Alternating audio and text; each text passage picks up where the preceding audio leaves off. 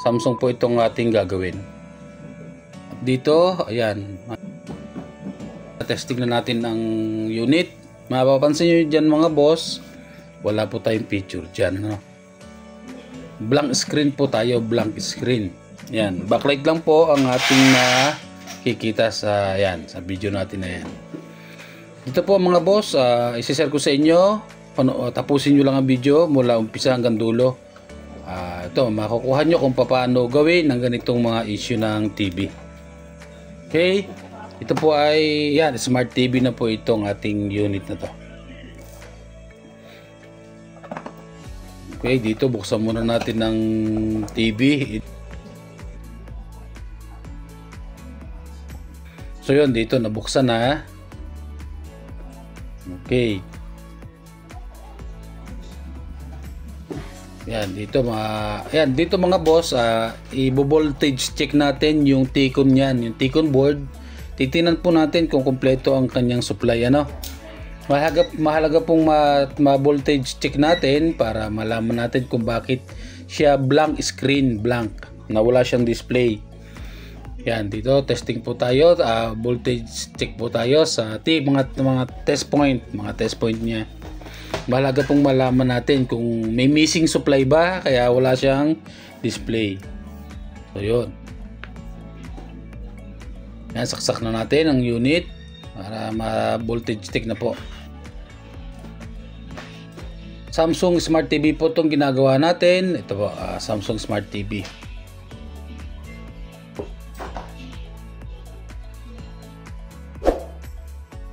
Salamat po sa mag-subscribe sa aking munting YouTube channel mga boss. Salamat po, salamat. At ayun, dito mga boss, dito mga boss, panoorin nyo lang po para malaman nyo, magbo-voltage check na po tayo kung anong missing, may nawawala ba, wala. Ito, panoorin nyo po.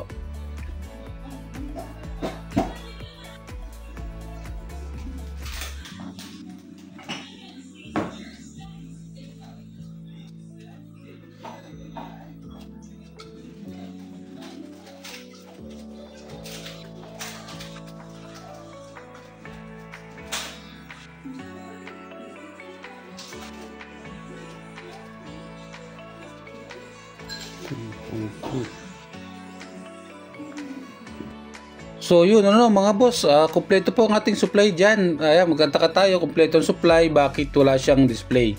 Tapos dito mga boss, nag-try din po ako dyan mag-tip method, Ayan, ito kanyang mga clock signal. Yan po. Ayan. Pasensya na po, medyo magalaw ang ating camera. Ito, papakita ko po sa inyo mga clock signal. Pakikita ko po sa inyo ang kanyang clock signal. Yan, yan po yan. Yan. Bali, 8 po yan. 8 clock signal niya. Okay. So, dyan sa kaliwa, nag-tape method po tayo dyan mga boss, Yan, makikita niyo naman po, may markings pa yung ating flex dyan. Yan. Naglagay po tayo ng tape dyan. Inalis ko po yung tape ulit kasi walang result. Wala pong result na nakuha after mag-tape method. So, lipat ako sa kanan. Nag-tape din po ako dyan sa mga clock signal niya. Wala rin po.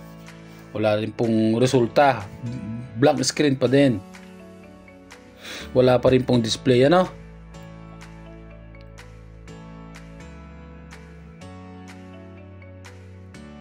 So, dito mga boss, magtataka tayo bakit wala siyang display. Kung kumpleto naman ang supply ng ating T-con board, normal naman po.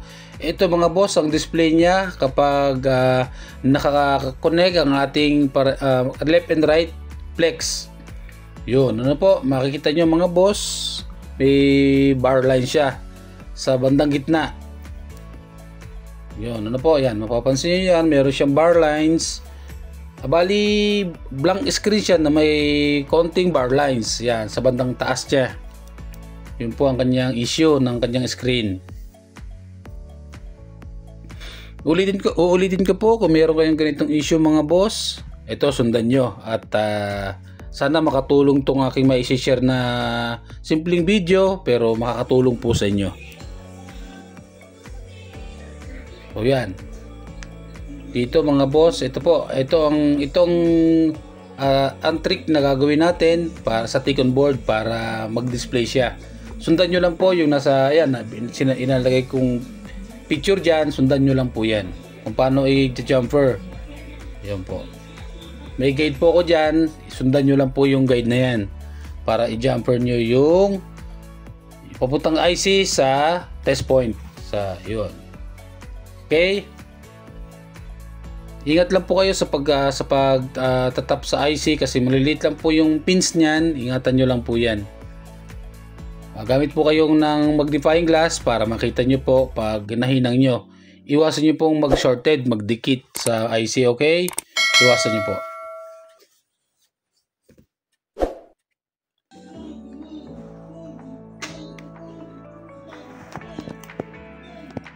So yun dito mga boss, yan nahinang ko na, inuna ko muna pong hinang sa IC, sa pin number 6 po ha, pin number 6, mula rito sa harap, papunta doon, pin number 6 siya.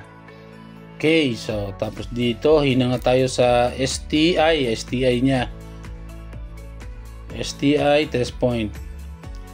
Ganon din po, iwasan nyo rin pong mag-shorted siya, magdikit. Basta doon lang po sa test point kayo maghihinang mga boss.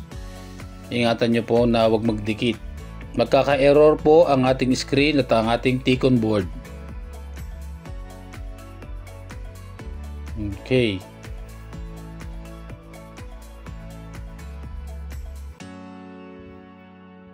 Malaki po matutulong sa inyo ng video na ito na na-share ko. Kung kakaroon kayo ng repair na ganitong issue o sariling TV nyo man, ito po, mayroon kayong magiging idea. Sana makatulong po ito sa inyo. Okay? So yun. Yan, naitap na natin ang ating jumper wire. Ngayon, malalaman natin mga boss ang result, kung anong result ng pagkatapos nating i-jump sa pin number 6 to STI test point. Basta ingatan nyo lang, ingat lang po kayo pag maghihinang kayo sa may pin number 6 IC. Okay, yun lang pong ingatan nyo para wag magka-error ang inyong LCD at saka Ticon. So yun. Tap na natin, testing na tayo mga boss kung anong result ng ating ginawa.